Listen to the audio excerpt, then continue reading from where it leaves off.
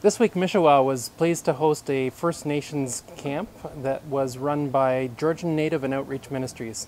And Rob Dilts is here to tell us a little bit about what happened. Smoky Trail Native Bible Camps ministers to First Nations kids, primarily who are in difficult situations and at-risk youth. A lot of them are in foster care, some living in group homes right now. This year we were really pleased that we actually had four campers from the community that my wife Charlene and I serve on. Up until about 2 days before camp, we didn't have the staff. We weren't even sure if we were going to have a camp this year. And thank God the Holy Spirit moved, and we provided staff at the 11th hour, just in time.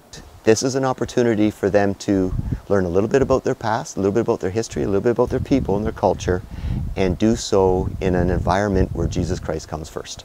We had a First Nations gentleman come in from this area, from our community, to teach a little bit about some of their teachings and some of their history, and give his story of how he came to Christ and how he was able to follow the history of his people and some of the traditions of his people and follow the cross and do them together, and how Christ was able to teach him how to be who he is, instead of being afraid and hating who he was.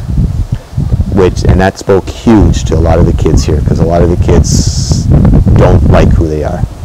Thursday night we had our final campfire. We used it as a night of testimonies and stories, and we had campers telling their testimonies.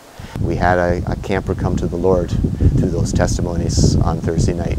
We had a staff member who came in very jaded towards the kids that we had, with their attitudes and just the way they talked, the way they spoke to us at first, the lack of respect. He was having a difficult time with them.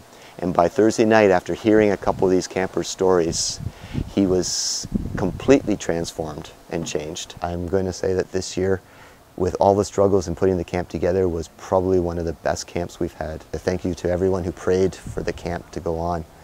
This is a needed camp, and we need you, the church, to come alongside and be a part of that.